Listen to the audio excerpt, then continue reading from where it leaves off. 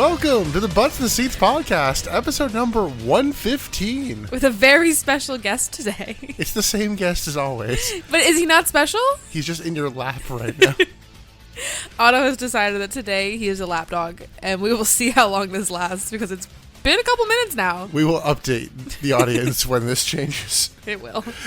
But I'm Nick alongside Emily. Hello. Alongside Otto Von Ruthless. Sure is. Emily, what is it we do here?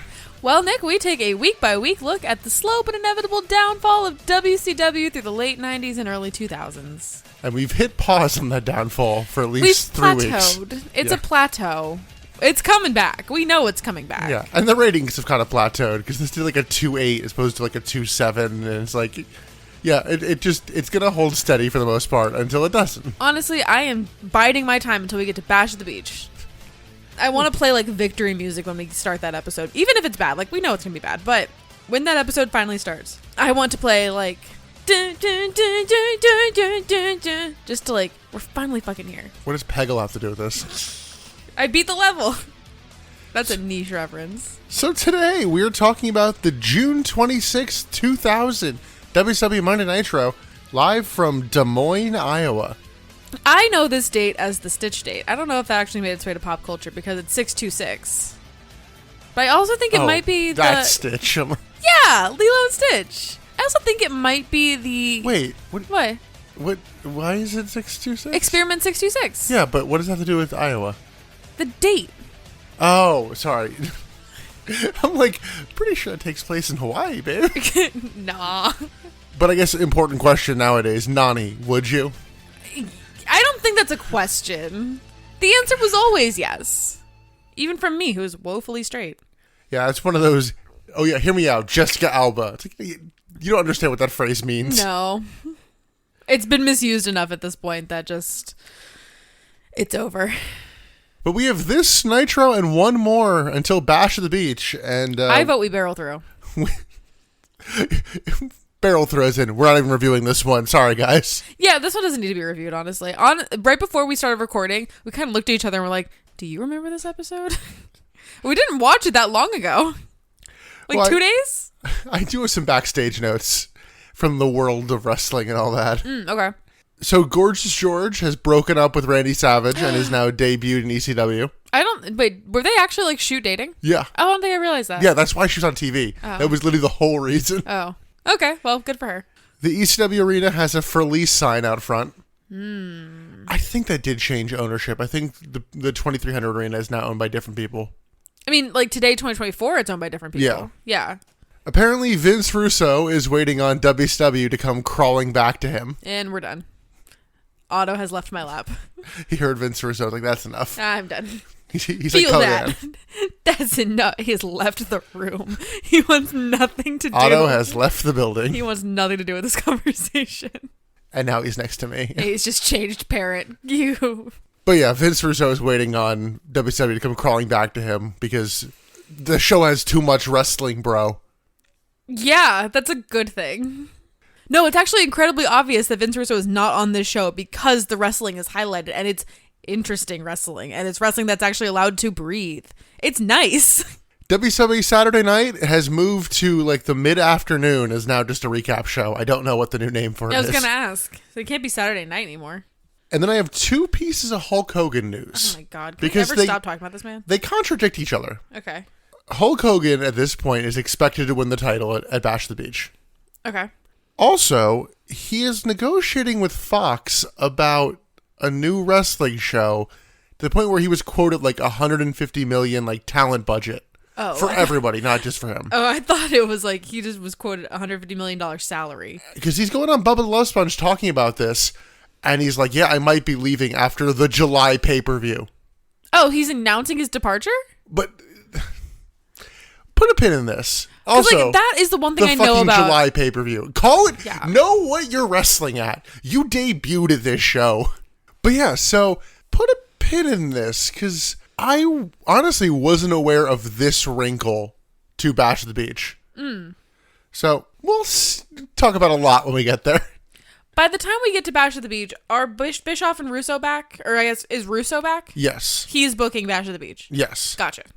And Bischoff is still in that unclear area of no one's saying he's gone, but like he's clearly not here. Okay. So no one really knows what the fuck's going on with Eric Bischoff. That said, I think it's time for a weather report.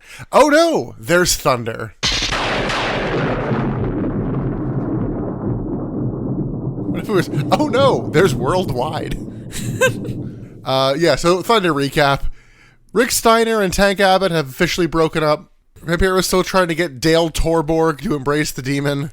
That's just going to continue tonight as well. He knocks out Dale with a shovel into an open grave.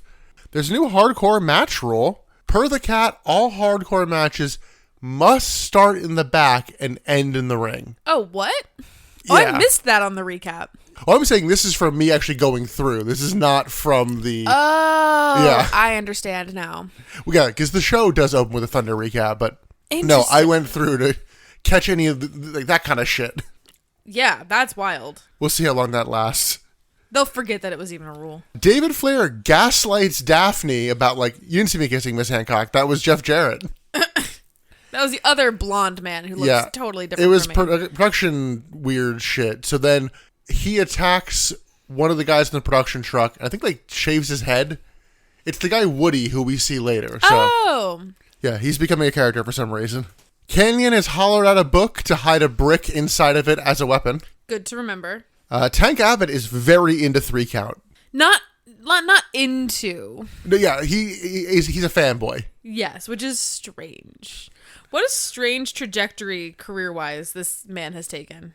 And the show ended with WCW champion Jeff Jarrett getting pinned clean. Cool. Not the most relevant. I just feel the need to keep noting that it's like, do you care about this man at all? No, they don't. We'll get to that in a second because Nitro opens with a limo arriving. It's the Cat and Smooth. Who is Smooth? Limo driver. Yeah, just a random guy. Just some dude. Yeah, they've written the show and it's like, you're my good luck charm. Stick around. So then Yeah, the Smooth is like giving Cat some ideas about what to go on in the show. And the Cat's like, ooh, that's good. You stick with me. I'll get you, whatever. Basically promising him, riches and future and the company, yada, yada. So the Cat comes out like to the opening pyro, basically. Because he gets a lot and it's clearly like, all right. Oh, yeah, it's not his. Yeah, it's a combination of, it's done to his music, but it's clearly meant to be the opening pyro. Yeah. The Cat says he's a great show for tonight and hypes up Jeff Jarrett versus Hulk Hogan for the Bash and Goldberg versus Kevin Nash. Despite saying that Jeff Jarrett versus Hogan's for the title, he then books a fatal 4-way world title match. Yeah, why do we keep doing this? I don't know. Why do you keep having Jeff Jarrett, the heel champion, who's in with management, defended it when he doesn't want to? Yeah. I don't understand what they're doing with Jeff Jarrett. Like, it just seems like they're trying to convince him to quit. I just realized something funny about Jeff Jarrett. Do you remember what his last WWF gimmick was prior to this? No. It's the women should be barefoot and pregnant. Oh, yes. Which I find ironic, because frankly, Jeff Jarrett in WCW should be seen, not heard. Oh, God. I want to see him wrestle. I don't want to see him talk about it. That's true. I couldn't remember if that was after, like, when he came back or not. No, baby, he doesn't come back He doesn't until go back to WWE? until either late 2010s or 2020s. I'll be damned. Yeah, he goes to form TNA. That's the whole reason. I know, but I thought that he came back and did one last little run in WWE before going to TNA. No. That's the reason TNA exists, because he can't do one last run. Okay. That said, for this Nitro, for the 4-way, there will be qualifying matches. It'll be Kevin Nash versus Mike Awesome, who they seemed destined to feud at one point, and then they kind of cooled that off real quick. Yeah, this doesn't bring it back to heat. Yeah, because Mike Awesome debuted attacking Kevin Nash. Oh, yeah. And then they did nothing with that. Yeah. The Cat, though, I'm sorry, you're not even going through the rest of the matches yet. The Cat does not seem to think that Mike Awesome even has a chance, because while he's describing the potential outcomes of this match for the tournament, he's like, Kevin Nash versus Mike Awesome, and when Nash wins, he'll be in this corner. Essentially, that's what he's saying. It's like, dude. He does circle back. I think he realizes what he did, because then he goes, but it could be these guys. But he does that with Goldberg, too. We'll get to that in a sec, because the next match is Scott Steiner versus Shane Douglas. Mm-hmm. And then it's like Goldberg gets a bye. Goldberg doesn't have to face anybody. Oh, right. Which prompts Hacksaw Jim Duggan to come out. Hey, We were- yeah, this was weird. If it wasn't for the thumbnail, I would not have been ready for Jim Duggan. Oh, was he in the thumbnail? Oh, yeah. Oh my god. Immediately, USA! Man We has clocked one what this move. was pretty quickly. Yes. So I was incorrect last week when I was like, maybe they'll just brush off Goldberg being a heel. They've instead decided to just aim directly for the iceberg. Iceberg. More like Ghostberg. And it's like, all right, what if we had Goldberg get heat by beating up a man who survived cancer? Oh yeah, and they don't let you forget that either. They give him like later in the show, I think, but Yes. they give him a whole like remember you love this man sort of package. Like remember this man is the face, and you will cheer for him regardless of who he goes against, right? Yeah, Goldberg's the heel. They Remember, have an in memoriam package for Jim Duggan in the middle of this show. Duggan's still alive, isn't he? Yeah. He's doing great. I was in North Carolina and I saw a flyer and he was like the headliner for my this God. indie show. No, when he eventually does pass away, hopefully in a very long time, the in memoriam package they're going to have for this man is going to be one for the books. Well, I'm sure it'll be around our anniversary. Oh my god, we're so cursed. Wrestlers keep dying We're around so our cursed we anniversary. didn't realize Bob Barker died on our wedding day. We were so focused And on Bob Barker was a former guest host of Raw. we were so focused on Sid passing away on the day of our anniversary. They were like, "Oh fuck, Bob Barker too." Bob Barker last year. That was Yeah. when we missed it. Okay, well last year we were a little busy. Yeah. I was looking up. I'm like, oh God, did anyone else like famously? And I was like, wait, last year? Yeah, last year was a bad year on our anniversary. That's an omen. But yeah, Jim Duggan's out to the ring. He says he's been sitting around long enough, and enough is enough. Duggan says he'll stand forward with Hogan, Flair, and Sting gone, and asks, like, what have the heels done to Goldberg? I used to respect this man, and he's half the man he used to be. So the cat then calls Duggan a redneck. What is Jim Duggan's response? USA! That's all he's got. That's all he's got. He's doing the rolling the dice too much. That's really all he's got. If you get that reference, props to you. The cat then books Goldberg versus Duggan, and Duggan's like, well, my health might be fucked, but a man's got to do what a man's got to do. And Duggan does mention Eric Bischoff and Russo, where it's like, you'll have to explain when they come back why Hacksaw Jim Duggan's suddenly the world champion. And I'm like, yeah, it'd be wild. Imagine if he did win it, spoilers, and Vince Russo and Eric Bischoff were just like watching from home, like, what the fuck? Duggan starts one last USA chant before he leaves. Man's got one note and he's gonna hit it. So we have 4 matches set up for tonight. Yeah, we've got actually a card. I'm amazed Jeff Jarrett somehow didn't have to qualify for his own title defense. Oh my god. We get commentary checking in, Tony Schiavone, Mark Madden, and Scott Hudson, all with shirts. Just Thank really God. note that. Thank God. Commentary note that Jeff Jarrett's probably screwed and losing the title tonight. And Tony then does the finger to the ear. Oh, what's that? Oh, we have to go suddenly to backstage. Yeah, he kind of plays it off as like, wait, we have who doing what backstage? It's just Vampiro in a dank room. Dank. It's just smoky. Dank. He wants Dale to bring out the demon. He's to embrace his inner demon. And Dale and Asia see this, and Dale says he's going to end this tonight. This storyline came so quickly out of nowhere. Like, Dale Torborg is suddenly, like, a main character. And we haven't seen him in, like, 6 months. Oh, apparently in those Hogan radio segments, he's also like, this fucking story sucks. Oh, really? It's what he talked about. See, we talk about him on Bubba the Love Sponge, and that literally is the only reason. Like, his interviews outside of wrestling are a little legendary, honestly. Like, they are mythical, almost. That's why I want to listen to him on the Impulsive podcast. I don't want to listen to Logan Paul's fucking podcast, but I want to hear what Hulk Hogan spews. We're recording this like a day or two after that episode came out, and I have not sat down to watch it yet because I can't get my brain in the right space to listen to Hulk Hogan and Logan Paul talk for a few hours. Gotta get there, though. We talked about Bubba the Love Sponge on our most recent TNA episode on the Patreon, and we compared him to Mark Madden, and I'm like, yeah, Mark Madden never had Awesome Kong want to fight him. So, True. and I'm like, I want to see that match. I want to see Awesome Kong in a handicap match Oh my god. against Mark Madden and Bubba the Love Sponge, and fuck it, throw Mancow in there. Honestly, Awesome Kong would ruin them. Yes, Yes. that is my hope. I want to be clear. Backstage, Shane Douglas is told he's facing Scott Steiner tonight in the tournament and isn't happy. And Yeah, no kidding. then we see Canyon at a book signing and no one's there. Oh, so sad. It's like, well, I would have gone. You would have gone? Yeah, me Canyon. Signing a fake book? Yeah, it's the best kind. I don't have to pretend to read it. Oh my god. Yeah, as you're sitting next to our bookshelf full of books that none of them you've read. Come on, I totally have read. We have the whole Game of Thrones series. How many of those did you read? I watched them. I lived the Game of Thrones. We then go to a very strange already in the ring team. It is Mark Jindrak and Sean O'Hare. Which your reaction was, look at these fucking jobbers. They look like jobbers. Yeah. Honestly, it's the shorts. It's the shorts trunks. It's very John Cena, ruthless Yes. aggression look. Yes. Because these men, it really does come down to the wardrobe for me. That's how I can tell what level they are in the company.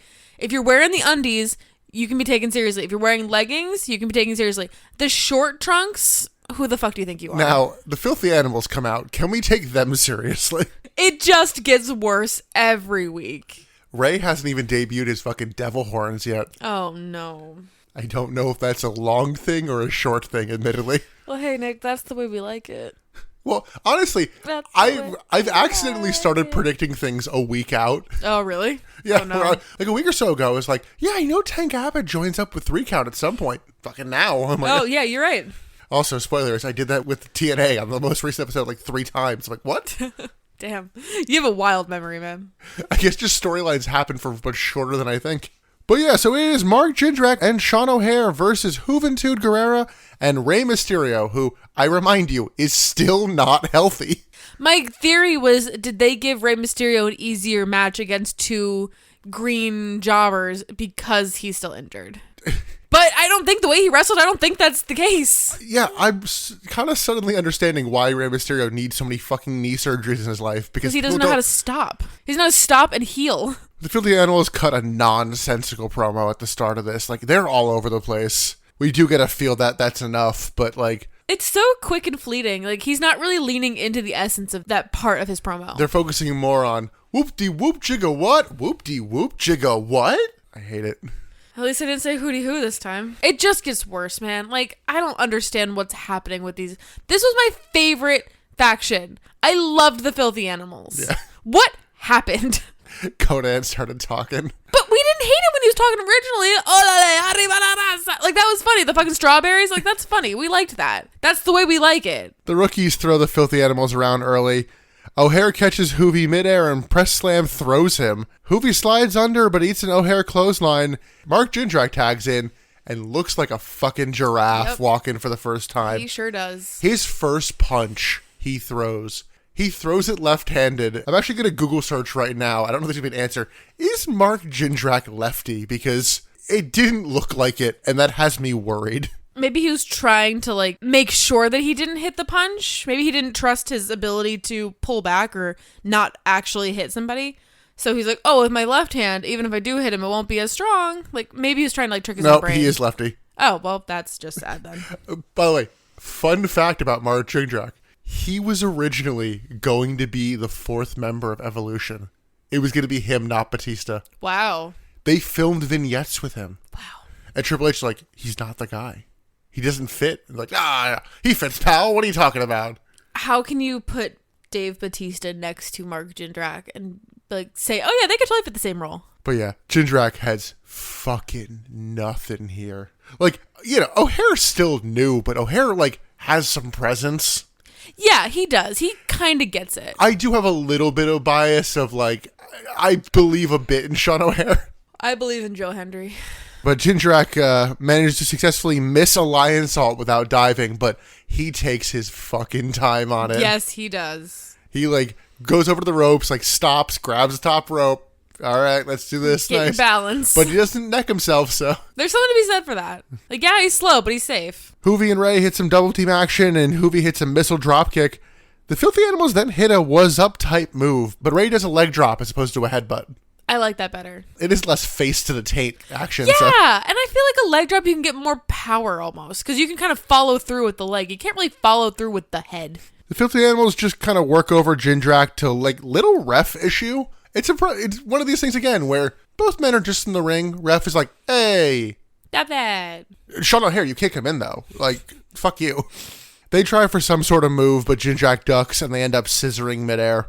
Scissor me, daddy ass. Sean O'Hare hits a diving clothesline to both men, and then the rookies hit stereo suplexes. O'Hare throws Ray out of the ring, and Jindrak hits a tilt-a-whirl slam before a Shanton bomb for the win with the rookies. I was actually very surprised that the rookies won. Post-match, the other Filthy Animals attack the rookies until Lance Storm comes in from the crowd again and takes out the Filthy Animals. He's gonna be serious for a second, regardless of whether you will allow him.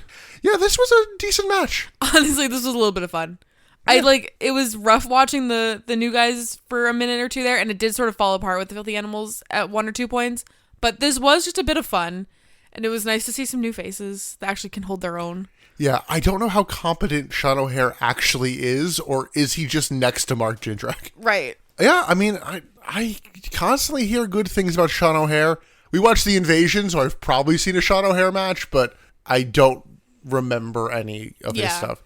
I think the main thing people know him for, in the benefit of total hindsight in 2024, is he had a devil's advocate gimmick on SmackDown. Oh, this is ringing a vague bell. He also got weirdly paired with Roddy Piper in 2003, but he would just like come out into like a white background and be like, come on, no one's going to know. Do it. Like, cheat on your wife. Gamble. It's fine. Like, I have a vague memory It never of this. went anywhere, though. That was the problem. Yeah. It was just vignettes, and then he came out and like wrestled like Sean O'Hare. Yeah. Huh. He does team with Chuck Palumbo during the Invasion. Who are you, Chuck Palumbo? I don't know if they teamed before that. I don't expect a lot of continuity of teams from WCW to the Invasion. Next week on Nitro, see Chuck Palumbo match up with Sean O'Hare. And Chris Jericho's going to suddenly come back. Oh my God. And so's the Ultimate Warrior, and everyone's going to pop in for 2 minutes. Yep, just to fuck up Nick. Backstage, the Filthy Animals yell at the cat, so he recruits them to go get Lance Storm. And they're like, are we going to get paid more? No, go get him. No. In a locker room, Jim Duggan is getting ready, and his wife begs him to not wrestle Goldberg.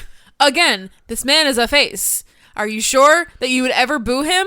No, right? Because he's a face. This man has survived cancer. His wife is crying for him to not do this, but his honor is making him have to fight as this. a man.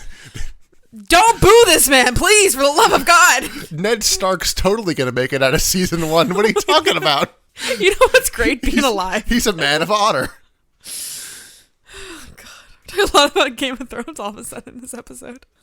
Well, we're going to shift from Game of Thrones to The Sopranos because Big Vito comes out to the ring with his Stugats. Stugats. He has a mic and some sticks. They're like, oh, it's stickball sticks. I'm like, sure. What the fuck is stickball? It's somewhere between baseball and cricket. Because isn't baseball stickball? Isn't a baseball bat just a stick?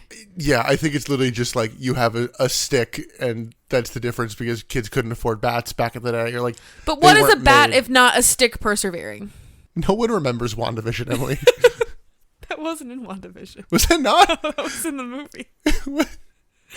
No, that's that was not one. That was the preface for WandaVision. That was not in WandaVision.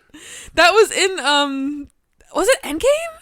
But that was 100% No, it's WandaVision. That is not in WandaVision. It is. Nuh-uh. It is. Because it's about letting him go. I thought that was like the last thing that Vision said to Wanda in the movie. We quoted that too much for it to be from WandaVision. It's from 2021, babe, so that could be. That was only in 21? It's from WandaVision. Fuck. I really thought that was from the movie. Why did we quote that so much? Did we watch WandaVision? Yeah. We quoted because it was stupid. Leave all that in. Anyway, stickball. Sorry, a match. Fuck, wrestling. Vito says he's heard the people talking. They're saying he's the best hardcore champion to ever live. And commentary's like, whoa, that's a bit extreme. Yeah, name every WCW hardcore champion. There's like 5 of them. At least the good ones. Oh, you're a fan of hardcore? Name every champion. It's not hard. There's not that many. Don't gatekeep fandoms. Okay, he's the 10th champion, but it's not that much. Oh my God. That's it. Norman Smiley is better. Yes, absolutely. He's a better champion. But Vito offers a challenge to anyone in the back, which this is not a match, weirdly. However, because of Thunder, all hardcore matches have to start in the back. Right. So I'm like, oh, fuck, is that the explanation for this? I guess, because that does help a lot of explanation. Because, Emily, who answers the open challenge? It's Jamie San and the Young Dragons, Well, no, brother. it's just Jamie San. Is it just Jamie San? I thought it was all of them. At first, because they come out later. I'm like, what the fuck? Jamie San, baby. He gets beat down almost immediately by Vito. So Yang comes out, but then he gets walloped. So Kaz Hayashi comes out and hits a springboard dropkick and then a spin kick. The Young Dragons finally get some offense, all hit top rope dives to Vito, and then all hit a triple dive from the same turnbuckle onto Vito. I'm like, Jesus. So I think that could have looked cooler. I don't think it had the same visual impact that they wanted it to have. Well, I think it's because they all go for leg drops, and Yang gets the legs of the situation. How the fuck do you do that? Yeah. But Yang counts a pin for one of them, and Tony Schiavone, who has seen some wrestling in his day, is like, oh my God, we have a new champion. It's like, it's not a match. Tony. It's not how any of this works. Tony, I know you're checked out, but come on, dude. we have done, what, 115? Yeah. 115 episodes of this podcast? Yeah. He knows how the fuck this shit works. If we have done 115 episodes, he has been on at least 100 of those. I think he's maybe missed one WCW one, but like, that's it. Yeah, he knows what the fuck is going on. He knows the rules.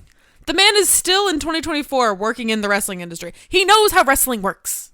It doesn't work like that. Yeah, so they're not the champions. Vito still is. Yeah, no kidding. We then see Terry Funk backstage teaching Johnny the Bull and then just blindsides him with a chair and is like, you have to watch your back. I mean, it's good teaching, I guess. I guess it's not, but like solidifies that Funk and Johnny the Bull are working together and Funk is like training Johnny the Bull. The perfect event then come into the production truck and they're a little cringy and they're like, oh, it's another perfect production. Ugh.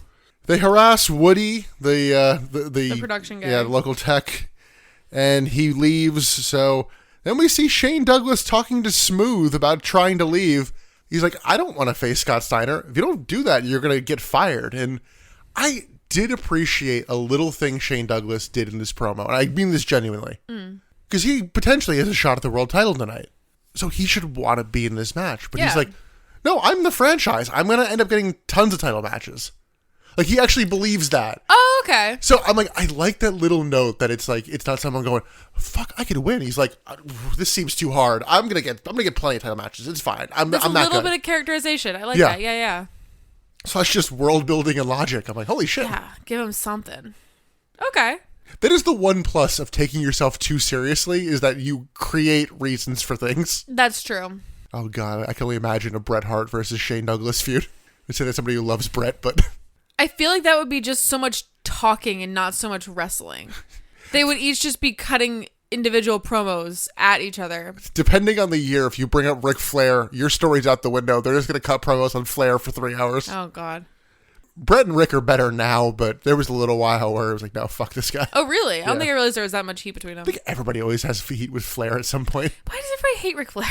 Because he's Ric Flair. But Smooth has an idea for Shane Douglas to get out of the match, and we'll get more of this in a second, because the Filthy Animals form up to look for Lance Storm, and they have a line of like, well, he's Canadian, so he's probably stupid, so this should be easy. And then we see Shane Douglas feigning an injury to the cat, and the cat's like, well, you have to wrestle, but then they decide on, all right, what if Buff Bagwell takes your place? I mean, this is such a simple solution, but I'm surprised it worked. Buff is now going to face Scott Steiner, so it's like, all right, Steiner will kill Buff, it'll be great. However, you did just give Buff a potential title shot. Yeah. Douglas slips Smooth some cash, and Smooth's like, all right, cool, great. Will we see Smooth next week, you think? No. This is the one and done for Smooth. Then in the back, Tank Abbott pulls up a chair to watch 3 Count's performance, and he dances along to 3 Count's new song until, oh no, there's production issues. What? How? It's the perfect event, I guess managing to figure out kinda an audio board, because Woody then finds Tank Abbott, like, oh, it's them fucking with him. I'll show you where they are. Tank then drags Palumbo out of the truck. Sean Stasiak just kind of follows. Yeah, I'm not totally sure why he just followed. I mean, he takes his belt, but like, that's it. Yeah, you should have gone the other way. You should have run away. Been like, no, I can do this without him now. Now, despite the fact that they have been dragged out of the production truck, the intermittent production issues are still going. They fucked it up so bad that it was just like, they ruined all of it. Tank Abbott then throws the tag champs in the ring, and he's like, all right, this is now a title match because I said so. And it is. Like, oh, what? Okay. So somehow, Tank Abbott declaring a tag title match that he's not involved in is fine. Vito making an open challenge for the hardcore title, no ref. I mean, Tony Schiavone did call this out of like, since when is Tank Abbott booking matches? I thought you were going to say, well, Tony Schiavone did call that a match, so. No. He called out this hypocrisy of like, why are we listening to Tank Abbott when he's booking matches? But yeah, it's now a tag team title match. It is 3 count. The duo here is Shane Helms and Shannon Moore versus The Perfect Event. And let's just talk about it a little bit now. This match is heel versus heel, and that really hits the crowd.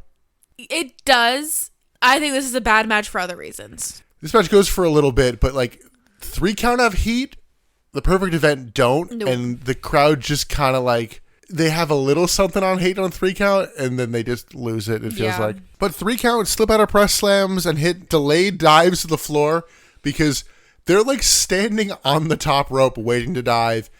And The Perfect Event are just like hugging and huddling. It's like, yeah, why are they hugging? yeah, like, dude, they are balancing. Get the fuck over there. Can you please? That was the weirdest thing. Like, they were on the apron, or not the apron. They were ringside in an embrace. Not like a huddle, like, let's strategize. They were hugging. Yeah, and very strange. 3 count crash a little bit. Yeah, because they probably lost their balance a little. Stasiak suddenly has a muscle flexor as 3 count hit a double neck breaker in the ring.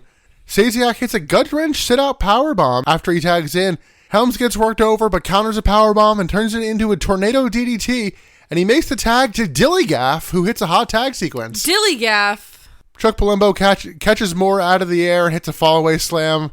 The tag champs go for some double team action, but Moore counters and hits a springboard top rope Frankensteiner, and then a diving splash from Helms. Palumbo breaks up the pin with a muscle flexor shot behind the ref's back. You don't need to distract him. It's fine. No. And then the tag champs hit their double flapjack on Helms as Shannon Moore just kind of watches him get pinned from the apron. Kind of weird there. Yeah.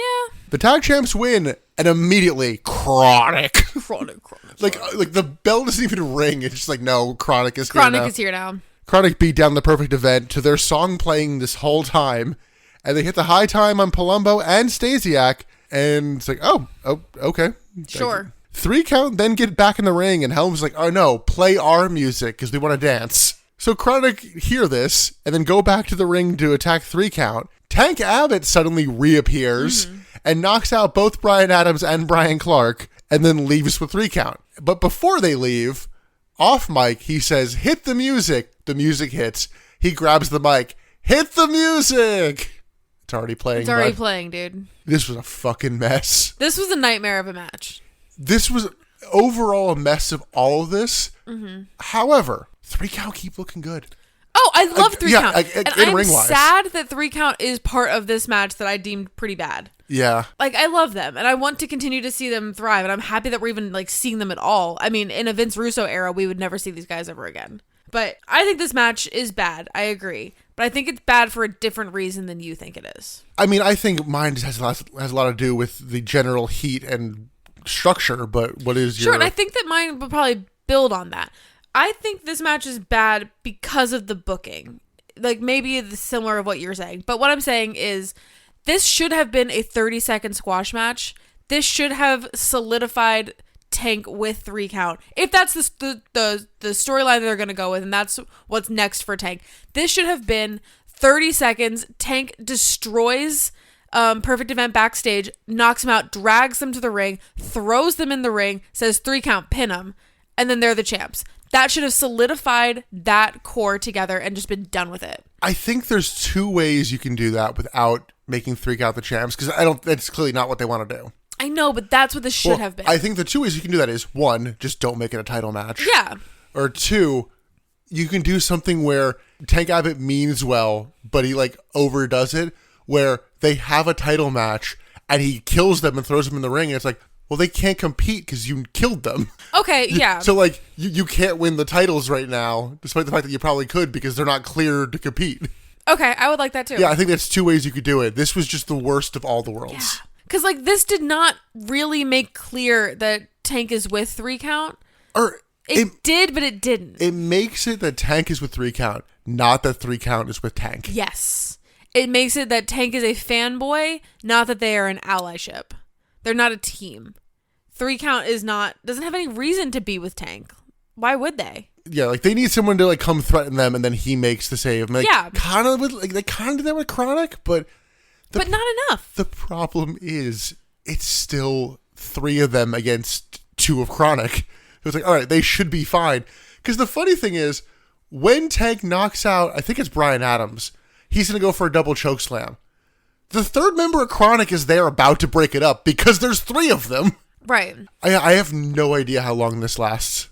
All I know is Tank Abbott apparently was offered a chance to get like dancing or singing lessons, and he goes, I'm not going to get better. It'll be funnier if I suck. I do kind of love that. Yeah. I mean, I likened that to... Is this going to be the Tank Abbott redemption arc? No, I don't think so. This is going down the path of R-Truth, and I know this is a hot take. I do not like R-Truth. I don't think he's funny. I don't think he's talented. I don't think he's an enjoyable watch on TV. That's just my opinion. I recognize that a lot of people love him. I recognize maybe in ring, maybe he is a good wrestler. I don't know for sure. I don't watch him because I don't find him compelling. I don't like the idea of a wrestler just to be being played off as like ditzy or stupid or just like, you know, the moron. Like, I don't think that's a good character. And this is starting to border on that for me of like, he's kind of like playing like the blonde girl, you know, like I just love NSYNC and Backstreet Boys, and that's it. He's kind of going sad with that Pamela attitude. Paul Shock is not up next because that's a perfect segue. Oh my god, you're right. Oh. But I don't like that trope, and I feel like Tank is starting to encroach on that trope. Yeah, unfortunately, a lot of the he's with the Judgment Day stuff, I was kind of getting Eugene thinks he's an Evolution vibes. Yeah. Like R-Truth's mental incompetence has me have a hard time rooting for him because I don't think him getting the upper hand means anything to the character. No, it doesn't. You're right. Like a character like R-Truth will never have like a comeuppance, you know, a redemption arc or something. We saw them win the tag titles at WrestleMania. Yeah. And it meant nothing to him. Like, it's not like rewarding for the character. No, like that kind of a character is just like, I just want to hang out with my friends. Yeah. Wrestling is secondary. Remember when they had him come out in a Confederate general's outfit? No. Yep. When was that? 2011, baby. Oh my god, the 2010s were such a That is fucking the pay-per-view before the pipe bomb. Oh my god. Technically, the pipe bomb comes after the remnants of that pay-per-view match because they do John Cena versus R-Truth in a tables match the night after, and that's when the pipe bomb happens. Jesus. And everyone kind of forgot about all that. Maybe for the best. Anyway, we're talking about WSW. Anyway, yeah, sorry. Take Abbott. Well, no, we're moving on from that. Okay. Juventud Guerrera is backstage looking for Lance Storm and is hit with a pipe out of nowhere. Oh no, how did this happen? Canyon's book signing is suddenly going well, but he's been offering free beer. Oh, is that what it was? Yeah, it was drink vouchers to anybody over 21. Gotcha. Now, I was not following that bit. Notably, all of these say earlier today, we couldn't have just done this all at once. No. And then we get a video package. Rest in peace, Jim Duggan. We hardly knew you. This really is giving final retirement match vibes for Jim Duggan. This is the promo package before the Goldberg Duggan match. Yeah. This is, if you in case you missed it, don't boo this man. Additionally, this is the embodiment of one of Emily and I's favorite movie or TV tropes, where it's the, you know what's great? Being alive. Let's make plans for when I get back. Oh, Let's talk about Christmas. When I get back from Afghanistan, we're gonna get married and have all these kids and. Yep. It's gonna be great when that happens. I don't know what your like go-to for this is, but mine is the movie Pearl Harbor. I don't know what mine is because the Pearl Harbor one is two of my favorite tropes together, where it's that combined with love triangle solved by somebody dying, so no one has to make a hard decision. Yes. God, that's true. I don't know what my go-to is. Unfortunately, the first movie that popped into my head is Remember Me. Coming soon to the Patreon, Conspiracy Theories with Jesse Ventura. So it's time for a funeral. It's Jim Duggan versus Bill Goldberg. Yeah, I bet it is time for a funeral. Oh, God. If Jim Duggan dies before this episode comes out, we're going to have to re-record this whole bit. Re-record this. Oh my god. So Jim Duggan comes out with the 2x4 like he does. Oh. The cat comes out and is like, no, you can't use that. I'm banning it. You know, like most matches. What a heel. How dare you? It's like, oh, also no outside interference. What a heel. Goldberg comes out. They actually managed to find some more anti-Goldberg signs this week, and he does seemingly get booed, or they audio sweeten better. Yeah, it's hard to say. They did find more anti-Goldberg signs. I'm wondering if people from last week took the hint of like, hey, this guy with the anti-Goldberg signs, the one getting air. Let's all do anti-Goldberg. Or did the cameras just do a better job sweeping the audience and like find the signs to come back to? They go nose to nose immediately and then trade bunches until like Duggan gets the upper hand and hits a bunch. He does, yeah. Goldberg clotheslines Duggan when the ref pulls him away, and then they go to the outside. Goldberg pushes Duggan to the ring post and throws him back in. Goldberg then hits punches to Duggan's kidney, but Duggan powers out of a rest hold, and Goldberg smashes him in the corner. Duggan slams Goldberg and signals for the 3-point stance, but Goldberg is immediately up and spears Duggan, apparently right in the kidneys. So, okay. Okay, yes, you're... Yeah, go on. You have the floor. Did he lose a kidney, or does he have bad kidneys? I think he lost one. So is Goldberg spearing where a kidney once was, and therefore does it hurt? More like Ghostberg. Goldberg Ghost kidney. I was just having a hard time wrapping my head around the fact of like, is he spearing an empty space and that hurts, or is he spearing like an inflamed kidney? Like, which one's worse? I don't. Well, the inflamed kidney would be more painful. By the way, we should note, he just does a spear. It's the same move. It's just a spear. But also, we don't know which side he lost the kidney on, so is he aiming for the one good kidney, or is he hitting the empty kidney? I can't wrap my head around it. Oh, this celery is just empty kidneys. Oh my god. You burn more kidneys than you do when you're eating it. Goldberg hits a jackhammer to the kidneys. The kidney. The kidney. His commentary is disgusted because he's setting up for it, and he's like, someone needs to stop this. This has gone too far. I'm like, what? He does the move he always does? But to a lack of a kidney, Nick. He pins Jim Duggan, and then he hits more kidney punches to really make sure you boo him. Oh, yeah. If you haven't caught on that you should be booing Goldberg at this point, where is your heart? Goldberg then taunts Nash to the camera, and this is to distract the fact that the ref is clearly giving Jim Duggan some sort of capsule to put in his mouth because he's just spilling a bunch of sauce. Yeah, all of a sudden. Oh, too much marinara. Tony marinara. Yeah, so Duggan's bleeding from the mouth, and then is stretchered out, and we were ready because the either real or fake EMTs put the stretcher the wrong way because there was an incline on the stretcher, and the way they were rolling him out, I'm like, he's going to be like... Head face down ass. Yeah. They flipped it, so we were fine. They did. We were ready. But yeah, his wife comes out to sell this. Distraught. This poor woman. I was going to ask, is she better or worse than Sandman's wife, but she didn't take a bump, so... Oh, yeah, no. Laura is my MVP I think forever. it's Lori. Maybe it's Lori. Lori is my MVP. Lori Sandman. As he's getting stretchered out, some jobbers in the locker room are like distraught about this. Okay, yeah. What was this combination of people? Because it was Lash LaRue, 3 guys we didn't recognize, and was it Jindrak and O'Hare? No, I forget who it was, but it was just a motley crew. It was an odd mishmash of people. We like paused and looked at these guys. We're like, am I just having like face blindness? Do I not remember who the fuck these guys are? But then you with Lizard Brain had no idea who they were either, so I felt a little bit more justified. Yeah, the only one I was like, is that Mike Sanders? Looked it up. That is not Mike Sanders. Back from commercial, he's being loaded into an ambulance, and Kevin Nash is upset. He's gone too far. Okay. Which brings us to Kevin Nash versus Mike Awesome, but I guess first, let's actually reflect on that match. Thoughts on that whole match and segment? That was fucking bonkers. Was it effective?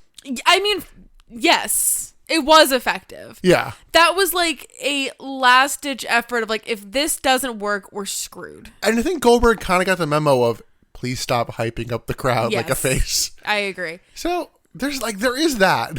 It worked. Yeah. That's about all I can say for it. Yeah, it wasn't a good match. It was fine. I think it's really good use of Jim Duggan, honestly. Yes, I agree. Was he just like hanging out backstage all these weeks? Yeah. I hope he was home. Remember when he found the television title in the trash and then it got vacated and never got a champion again? Remember when his whole thing was just cleaning toilets? I thought his whole thing was USA! Yeah, he was screaming USA into the toilets. Oh. So our next match is Mike Awesome versus Kevin Nash. In the mind of commentary, Mike Awesome has absolutely zero chance of winning this match. And they don't hide it. Nash hits an early back suplex and they go to the corner. I was ready for that. I have 2 bullet points in this and I already said one of them. Nash hits his framed up elbow and stops a German suplex, but eats a clothesline in the corner and then a diving clothesline from Awesome. Awesome hits a frog splash and then signals for the Awesome Bomb, which commentary is like, what's he gonna go for? His finisher. Guys, have you never watched the show? Do you not know what you're doing? Nash then counters, clotheslines Awesome to the floor. They brawl around ringside and Mike Awesome grabs a steel chair. Back in the ring, Nash big boots into Awesome's face and pins him. And that's it. Yeah. The fuck? Very quick match. Yeah. What the hell are you doing with Mike Awesome? What the hell are you doing with Kevin Nash? Not having him lose. The man is so boring to watch because you know he's not going to lose. Spoilers, he does get pinned in the main event. Okay, well. But yeah, he constantly, we got to make him look strong, brother. Like, why? He's strong. We know he's strong. But yeah, what the hell are you doing with Mike Awesome? He came in and was like, could have been a big deal, and then he had to be a heavy. And Emily, I'm going to say a phrase to you that I know kicks in the next 3 weeks. So next week. Potentially. I'm pretty sure he has it at Bash the Beach. Mike Awesome is going to get a gimmick that is the Fat Chick Thriller. What? Yep. You have that to look forward to. Backstage, Rey Mysterio has been attacked. Thriller. Yep. Okay. Yeah, Rey Mysterio's attacked. I did note here, I'm like, okay, no, they're treating this like a mystery. Yes, they are. Because in my brain, like, oh, it's Lance Storm. And it's like, oh no, like, we're hiding who was attacking them. Yes. But Tigress comes to find Rey and like come to his aid after he gets hurt. And she calls him Poppy. There is a mommy joke in here somewhere. Yeah. It's Angie. Well, no, Dom has his mommy and his Poppy. Oh, yeah. I guess true. Dom is married and had his mommy. I guess Angie's okay with this. I guess. Back from commercial, Conan is also hit from behind in catering. Yeah, so basically all of the filthy animals are done for. Besides Disco. Does he matter? Is he a filthy animal? Well, he doesn't get taken out because he has a thing later. But is he a filthy animal? How filthy is he? He's as much of a filthy animal as Juventud is, really. And the fact that Juventud got taken out is kind of shocking. Let's go to our next qualifying match for the main event. It's Buff Bagwell versus Scott Steiner. A match I feel like we've seen a good handful of times, and I'm always, that's all right. Yeah. And spoilers on this match, yeah, that's all right. Yeah, it was fine. Like, you kind of forget that these two were paired up and had all this history not that long ago. Apparently, they do not like each other. Shocking. That said, spot of the fucking year. Oh, yeah. Buff Bagwell does his buff taunt. In response, Steiner just gives him the finger. Oh, yeah. So simple. The comedic timing on it. Just the taunt, a breath. Fuck you. Just get fucked. Just get fucked. Oh, it was so good. It was so perfect. And you know I'm not the biggest Scott Steiner fan, but that was so... Mwah. Steiner beats down Buff and hits his flexing elbow drop. Buff vaults over in the corner and hits a spinning neck breaker. Then he hits a Vader bomb in the corner, but Scott runs Buff back first into the corner and chokes him while he's upside down. Steiner hits a T-bone suplex and tries for a Steiner recliner, which notably is banned, because commentary is even like, oh, he needs to watch out for that move. No, he doesn't. No. That should be good, because then you'd win by DQ, and then you go to the finals. I think we've all forgotten. I don't think anybody actually watches Thunder. They talked about it on Nitro last week. Does anybody watch Nitro? In production, I mean. Buff slips out of the Steiner recliner attempt and hits a double arm DDT, and then a blockbuster. Only gets a 2. Damn. Steiner then suddenly hits his spinning belly to belly for the win. It's like, oh, I guess you're using that now. Kind of weird. I don't know. This match was so underwhelming. I didn't really pay any attention to the finishers that were utilized. It was just like, can we just be done? Post-match, Steiner and Buff shake hands, do a little hug. Shane Douglas slips in to attack Buff, but Steiner quickly chases him off after like a move or two. This kind of felt like it unintentionally, or maybe intentionally, buried Buff. Yeah, you mentioned this like immediately after watching the match. Say more about it. It just seemed like it was a message of, no, he's not on that level. What do you mean?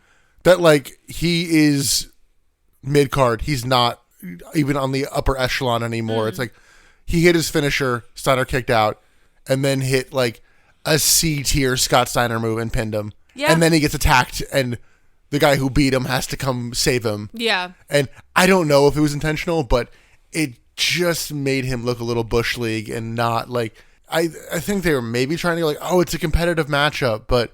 It just made Buff seem kind of shit. Yeah. Which he is, but... He is. Yeah, I think this did Buff absolutely no favors. It did him dirty. It almost seemed like they were sabotaging him, because additionally, they do their entrances, and it's like, Buff does his, hey. Scott Steiner comes out, and is a way bigger star. And gets way more of a reaction. Yeah. It's like, no, you need to do this with, like, Buff facing a heel. Yeah, to, like, build him up a little bit more. But this was like a last minute match, whatever. Yeah, it wouldn't have gotten the Goldberg heel shit, but like have him hold his own with Goldberg, who's a killer right now. Like that's how you kind of get him going. Especially if you go, yeah, we're gonna do Shane Douglas versus Goldberg. Douglas like, oh, I don't want to fucking do that. Like, yeah, that it all still tracks if you do this with Goldberg instead. Yeah. However, how else are you gonna kill Jim Duggan? And we have to do that. We have to do the Jim Duggan thing, obviously. Honestly, I think that the Jim Duggan Goldberg match was more effective than this match. Yeah. So, yeah. If you had to cut one, I would have cut this one. Yeah. That being said, though, can we acknowledge that you said the word killer and you did not make a relic joke? Well, I'm very proud of you. But you would have found a way. I'm proud of you. Let's go backstage. It's Pamela Paulshock. Hell yeah, Pamela Pumpkins. She's here with Jeff Jarrett. Oh my God, it's almost her time of year. Wow, Jeff Jarrett, you could not even be involved and lose the title. That's so wild. Listen here, you blonde slap nut. For some reason, the slap nut singular made it even funnier. It's not meant to be funny, but every time he says slap nut, it's funny. Jarrett says he'll walk out champion tonight and then... Yeah, I know he will. Tells Hogan to get out of his walker and come to Bash the Beach. He'll be there. So will you. For the title match. Backstage, Daphne sees Miss Hancock leave David Flair's dressing room. Miss Hancock comes out to the ring and says she's a bad girl trapped in a good girl's body. So can we think about the logistics of this real quick? Sure. So Stacy just left David's dressing room in a bit of a like flushed hurry and just comes straight to the ring. So you can kind of theorize that Stacy and David were just boinking in the dressing room. She came out and did a victory speech, essentially. She did the female speech version of "I just had sex." Like, what a baller move. Like, that is such a power move from her. I'm actually very impressed if that is what happened. Like, that's pretty sick. Oh, so I said Space Mountain, but I actually have a different name for David Flair's sex penis, whatever. His sex penis as opposed to his what? Well, his recreational penis? No, I'm saying sex, penis, whatever. Okay. Because it's never been clear on what Space Mountain actually is with Ric Flair. Good point. David's the Barnstormer. Which one's the Barnstormer? The really shitty children's ride. Oh my God. In Mickey's Toontown or whatever the fuck, new Fantasyland. The one that's like not nearly as exciting and you're underwhelmed when you ride it. Nick's Disney adult is kind of peeking out. Yeah, in case you didn't know, Nick's a little bit of a Disney adult. I used to be friends with Goofy. And Chewbacca. I don't know. We said that on the podcast No, before. You never have. You guys were besties. Yeah, it's great. For a hot minute. Anyway. Stacy comes out to the ring and she just does a whole speech about it's so hard to be a bad girl. Like, Stace. Stace says, I'm going to get naked. Like, I just had sex and it's just so great being me, but it's so hard being in these clothes. Like, that was the vibe. Nobody better clip that. You perverts. There's at least two of you. Call them out. Daphne comes out and the two cat fight. They trade slaps, go back to cat fighting. Somehow, Daphne spears Miss Hancock, and this results in Miss Hancock getting up and, like, pulling out some of Daphne's hair. Like, what? Yeah, just, like, grabs her by the hair. And then I'm like, oh, that's it. Oh, wait, never mind. Daphne has a mic, and So she's going to ruin Stacy's life and challenges Miss Hancock to a match at Bash at the Beach. And she's going to send Stacy back to the Hooters they found her in. They didn't find her at a Hooters, did they? Was she a Hooters girl? I don't know. I thought she was a Ravens cheerleader. She was, but there used to be a Hooters in the Inner Harbor. You know, that's a good point. Oh my God. Can you imagine they just closed that Hooters? What if Stacy Keibler worked at that Hooters? It's not out of the realm of possibility. I mean, honestly, a lot of women in wrestling have worked at Hooters at one point. Like, it's a weird... I mean, I guess, if you got to flaunt it. That's true. I never even thought about the fact that Stacy was a Ravens cheerleader and may have worked at that Hooters. Yeah. And it just closed down. What, you weren't going to go? Maybe. So we'll get an answer to this in a little bit. But yeah, we see them have a match for Bash at the Beach. We're doing good at building up that card. Backstage, the Filthy Animals are all beat up besides for Disco. And he's like, oh, I'm fine. So I have a plan. Earlier today, Canyon's book signing is interrupted by Booker T, who attacks him, slams him through a table, and hits him with the brick-filled book. More like Bricker T. Stop. So yeah, I'm guessing these two are going to face each other at Bash at the Beach as well, if that's not already official. Yeah, because I mean, Canyon's not going to face DDP. Yeah. So, I mean, he's got to do something. That said, that'd probably be a pretty good match. That will be. What's the reasoning, though? Is it just like, okay, my question is, what is the reasoning behind Booker T attacking Canyon just now? Just Booker came out last week and hit Canyon for his DDP bullshit, because that's when he was suddenly no longer GI Bro. Oh yeah, wow, I forgot. And then Canyon hit Booker with the brick book. The brick book. Okay, whatever. Yeah, that sounds like a match setup. It's should be thin, pretty good, but it's that could be good. Oh, look, I'm gonna fucking take it, man. Don't question shit. Well, then we get Pamela Paulshock with Miss Hancock. Pamela just kind of talks shit of like, wow, you got your ass kicked out there. What is this gimmick on her? I don't know, but I don't like it. Yeah. It's like... the ditzy bitch. She also was reading the cue cards real hard. Like, Pamela did not even attempt to memorize what she was trying to say. But it was very bitchy. It had a very bitchy undertone. She does it later with Conan, too. I'm like, what? Yeah. But Miss Hancock agrees to the Bash the Beach match, but only if it's an evening gown match. Not just an evening gown match. Oh, sorry. Yes, a wedding dress match. Yes. I think my brain just auto-corrected. But Miss Hancock trashes Daphne's dress and says hers will be much more sexier. Yes, and those are the words. Sexier. Much more sexier. Many much sexy. Pamela. I can't wait! I really can't tell if Pamela is trying to be Stacy's friend or undercut her. We then get the Disco Inferno coming out to the ring with a mic and a referee. Disco calls out Lance Storm, and Storm obliges hitting a super kick and a top rope back elbow. Lance Storm counters a Disco move and then hits a drop kick and a suplex, but gets crotched going up to the top rope. Disco hits a running neck breaker and a Cobra Clutch Russian leg sweep. They seem to fuck up a weird sequence, so immediately just go back to it. I didn't even know what the sequence was because it wasn't that notable. I'm like, yeah, you went back for that. Okay. Yeah, I don't know. Yeah, I was having a hard time following it as well. Storm dodges Disco's dancing elbow and hits a Hurricane Rana. Storm then hits a cartwheel, kind of back handspring clothesline, and then a Northern Lights suplex. Disco tries for the last dance, but Storm counters and rolls through into a single leg Boston Crab. I fucking love that move. Yeah, you got very excited for that move. Disco submits for the win. Lance Storm is then almost immediately beat down by the Filthy Animals, so Billy Kidman then makes the save with a steel pipe, implying he was the one who hit everybody tonight. He was the one behind the curtain. He's back, baby, and better than ever. Yeah, I was doing the math at one point. I'm like, who can it be? Oh, Kidman. I mean, yeah. Once I thought of it, I'm like, oh yeah, it's him. Duh. He's wearing a new outfit, though, that I fucking hate. Oh, yeah. He did get a little bit of a haircut, which, not great. So, his standard outfit is the white tank top and the long jorts, essentially. I feel like he's been skipping the tank top lately. He's just been doing, the black jorts. But now he came out in gym shorts. White gym shorts, too. Oh, my God. White gym shorts. It looked terrible. Oh, my God. So baggy, so frumpy. Not my Billy. Yeah, I think my brain just didn't suspect Billy Kidman at first because I'm like, did Lance Storm bring someone over with him to be his partner? I'm like, oh no, it's just somebody else feuding with the Filthy Animals. No, that would have been a good guess though. Storm and Kidman shake hands, confirming yes, we are both faces now. This is fine. We're on the same page. Hello, yes, I am face. That's it. I am very much fine with these two teaming up for a little bit. Oh my God, yeah. This is a weird debut for Lance Storm thus far, though.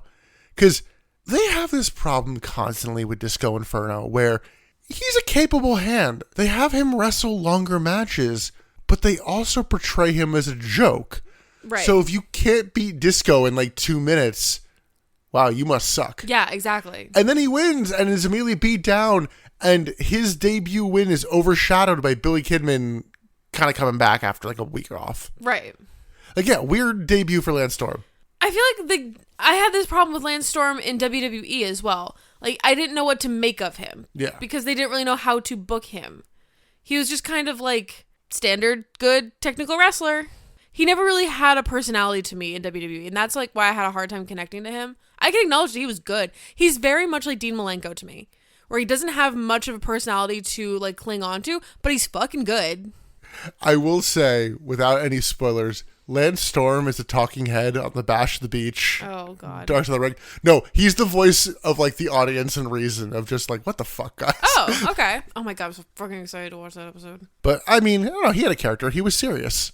That's not a character. Emily, we will not tolerate any offbeat shenanigans on this podcast.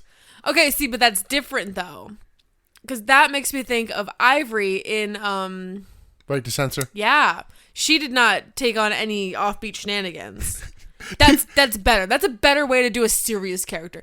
Lance You realize and Dean I'm quoting are just, Lance Storm saying... I know you are. But Lance and Dean are still like the very like Don't no bring nonsense. Dean Malenko into this for no reason. But I'm comparing them because they're very similar style. I know, but just don't bury my boy like that. I'm not trying to bury. If I'm burying, I'm very sorry. They're very no nonsense. They're very just like, let me get in, do my job well, and get out. Like, don't give me any of this fluff, faff, whatever. That's why, I feel like that's why you like those wrestlers and I am not as taken by them. Because I like the fluff and faff. You like the good technical wrestling. Oh, you like Faf? I do. Explain this next segment. No. No, go ahead. Do it. Yeah, you like the Faf, Emily.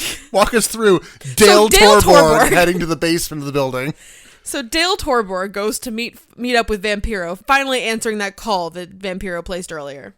They go to the basement, which is really just an unused wing of backstage. Like, this is just like a part of backstage that they were using. It's just dark. Yeah. It's storage. Yeah, Whatever. like There's maintenance random or- trusts yeah. somewhere. I don't know. Unfortunately, the only note I have for this is, what the fuck is this? You're so helpful. I know, I'm really bad at taking Emily has really started locking into I take detailed notes so she doesn't have to. Sorry. I know the ending. Because Vampiro jumps off a random landing down here and attacks Torborg. Vampiro tries to hang Torborg as they just generally brawl Yes. through the area. And this is where I noted, he was probably wearing them earlier too, but Dale Torborg is wearing jeans with leather assless chaps over them. Yes. Not a great look. Assless chaps are hard to pull off, man. They brawl into some barrels and more nothing brawling as Vampiro ducks a shovel shot. Vampiro spin kicks Torborg and throws him around. And then Vampiro kicks Dale into a coffin, which is randomly here. Yeah, why is there a coffin backstage? All of a sudden, someone in a hood and a sting mask knocks out Vampiro and then puts the sting mask on Vampiro's face. We do not pan up. So who are your theories? Do you know who it is? It's obviously Christopher Daniels. It's That spooky can't mystery. be your answer for Emily, everything. It's a spooky mystery. It's obviously Christopher Daniels. Sorry, maybe it's Jake the Snake. That's the other one they always fucking... Jesus Christ. Well, commentary's like, oh, it can't be. No. It could. Just say Sting. Just say it's going to be fucking Sting. But we thought we'd never see him again. Like, he's not dead. We would know if he was dead, guys.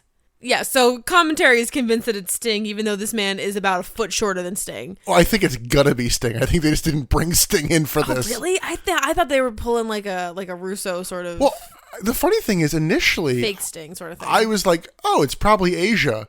And then commentary makes fun of Mark Madden for going, yeah, it's Asia. Yeah, so I guess not. I'm like, it would logically, minus the Sting mask portion, but like, kind of makes sense to me, Asia. But yeah, I feel like it's just Sting's going to be back. Yeah, you're probably right. I don't, I mean, The body double is pretty bad if this is meant to be Sting. Better or worse than the stuntman? Worse, because the stuntman was at least convincing in body shape. I thought you were going to say the stuntman was at least on fire. No, I'm saying this fake Sting is about a foot shorter and about 45 pounds heavier. Well, I think you're supposed to see him for all of 4 seconds. But you saw enough? You know, it's Ralphus. Oh my God. Spooky Ralphus. Oh my god. I would die. Emily, it's not Spooky I Ralphus. would die. That would be amazing. I've started to like dangle that in front of you. It's just not on the table. That would be so good. Spooky Ralphus. Stop. We then get Pamela Paulshock here with the Filthy Animals. Wow, you guys really fucking suck tonight. That's so embarrassing. Okay, Mrs. Murder, She Wrote. I figured it out. I think Billy Kidden was attacking you guys. Got it. Good job. Yeah, that's what prompted the Murder She Wrote. It's like, yeah, No duh. Kidding. Thanks, Nancy Drew. Yeah, Conan calls her stupid and then challenges Storm and Kidman to a tag match on Thunder. Which, maybe when I'm picking in, I'll call you in and be like, hey, come watch this. Yeah, we're pitching matches for Thunder now? Apparently. We're booking Thunder cards? All right. But that brings us to our main event. Woo! Now, Emily, I'll ask you, do you want to talk about this now, or do you want to talk about this when we see him again, that we discovered Michael Buffer is in the movie Dumbo? Oh. Do you want to do it now, or do you want to do it at Bash the Beach when we see him again? I think we need to do it now because it's so fresh. Okay. You have the floor again. This was the most random text that Nick has ever sent me. So the live action quote unquote remake of Dumbo that came out a couple of years ago. We didn't see it. We didn't watch it. Who cares? No one should have seen that movie. Why did they make it? Randomly, out of nowhere, Nick sends me a clip from this movie while I'm sitting at work. And so I watch it. It's Michael Buffer in Dumbo doing a full ring introduction of the fucking elephant. Full ending with, ladies and gentlemen, let's get ready for Dumbo! It's so fucking stupid. Oh my god. What was the budget for that movie? Clearly not that much, because they couldn't say Rumble. They had to change it.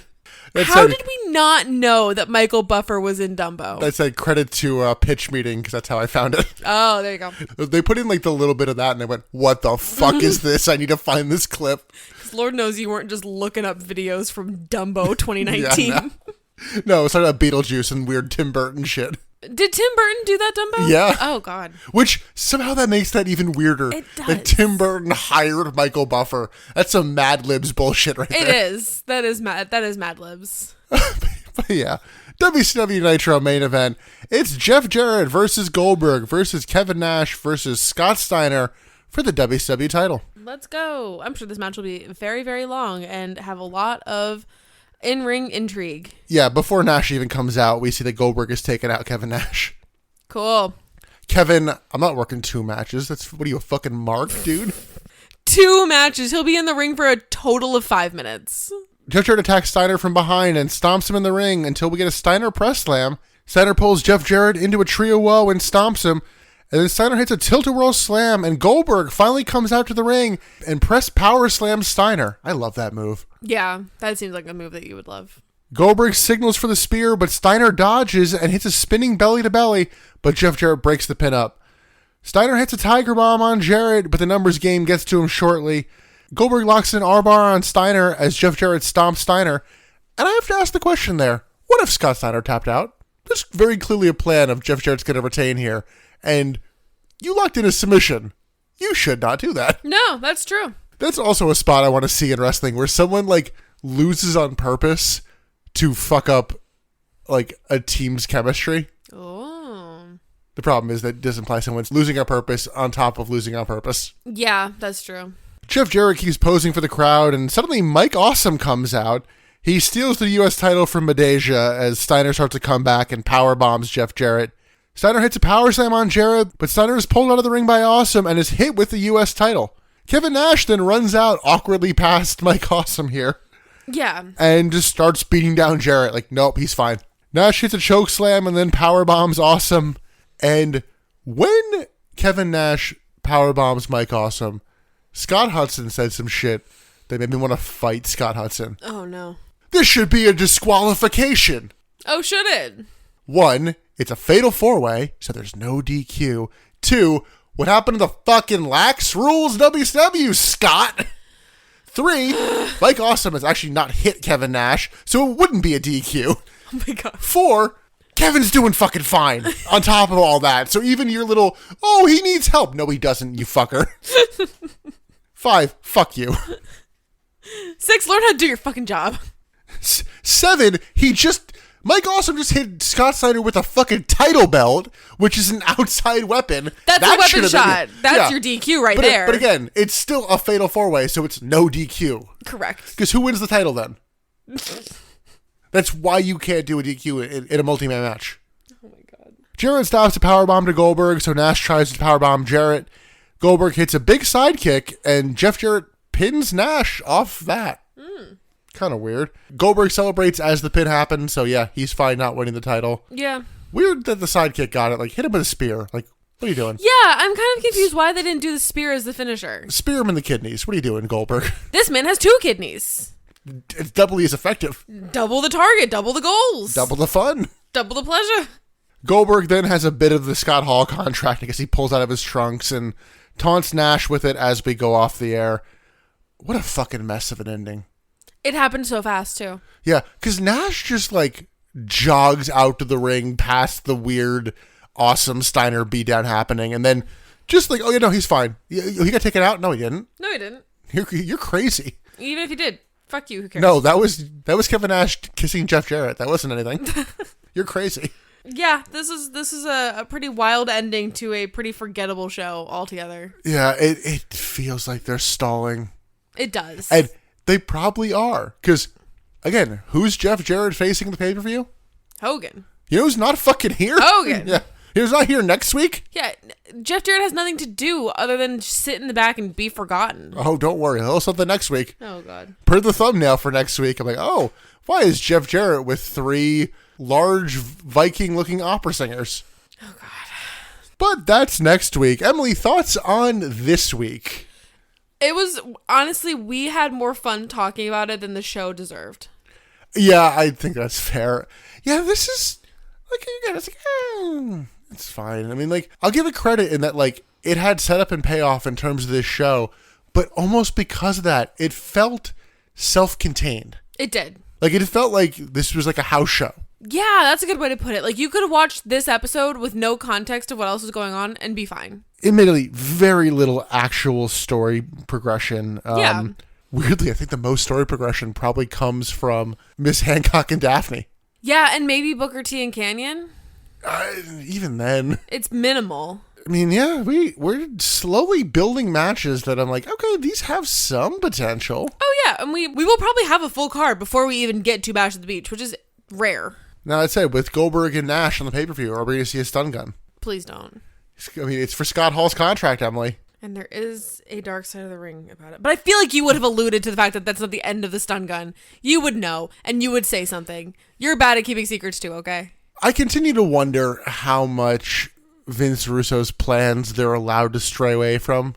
Like, are they under the directive of, like, okay, you can't go too far? Or is it like, we don't know when he's coming back, so you have free reign? Because if it's the biggest thing that's really happened that differs from the Russo time is he's back to being Booker T. Like, that's still the biggest thing. Yeah, I guess so. Because this would have been the week to pivot to, like, oh no, Goldberg's a face again, like, Right. whatever. But I guess maybe we'll see what happens after the pay-per-view, because that's kind of when resets and everything happen. Exactly. So. Yeah, we are in a holding pattern. So nothing's going to change for the next couple weeks. We have two weeks? No. A week. One more episode. Which is a great pitch for that episode. Nothing's going to happen. Well, I mean, we made something out of this. Come on. Well, I guess let's get something out of this with best bit, worst bit, and MVP. Emily, what is your best bit? We have to have the same one. I think it's too isolated. It's a bit, babe. But it's not like the bit worth watching the show for. Oh, no. And that's not always what the best bit is. Yeah. But, here, what's your bit? It's Steiner flipping off Buff. Yeah, there's a great bit. It popped. It gave me something to live for. It's not worth, like, watching the whole episode for, but it was something. I did love that, but I'm going to give my best bit to something that was actually effective. And I'm going to give it to Jim Duggan versus Goldberg. I thought that was... I don't agree with the direction you're taking, but if that's the direction you're taking, you did a good job on it. I think my best bit is more like, if you are trapped in a room forced to watch this show, you at least have this to look forward to. Emily, what is your worst bit? Tank Abbott. You still. Tank Abbott's new storyline and the direction that they're taking him, I don't like it. I don't like Tank Abbott, period, but this is not how I want him to be utilized. I actually think I'm going to pass on a worst bit this one. Really? Nothing really grabs me as, like, terribly offensive. Close I'm getting is the 3 count and perfect event match and the post of that. But the problem is, my MVP is 3 count. Oh, really? I thought they did great with what they had. And I'm like, so I can't give that worst bit because I think they were the best thing on the show. Okay. I do tend to forget that worst bit is technically optional. Yeah. But no, I gave my MVP for the same reason that you gave your best bit. I gave it to Jim Duggan. He succeeded in conveying the message that needed to be conveyed. Yeah. There's very few people you could put in there to get Goldberg booed. And yeah, he was one of them. And he did it well. That's going to do it for our review of the June 26th, 2000 WWE Monday Nitro. Next up, we're in July. July 3rd Nitro. Time to get to that July pay-per-view. Yeah.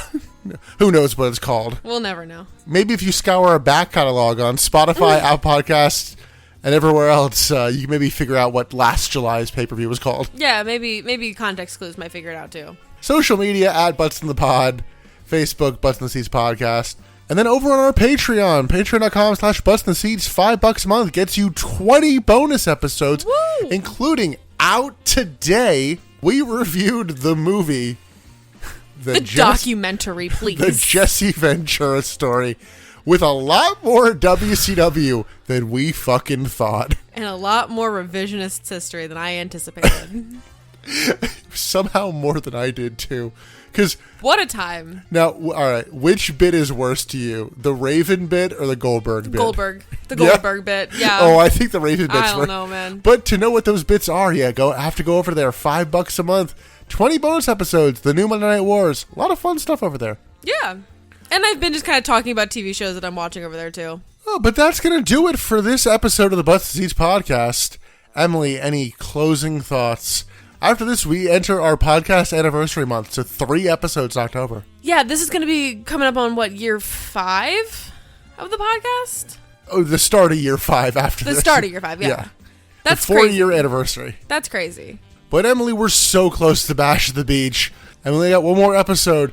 But until that episode, I'm Nick. I'm Emily. And thanks for listening to the Butts in the Seats podcast.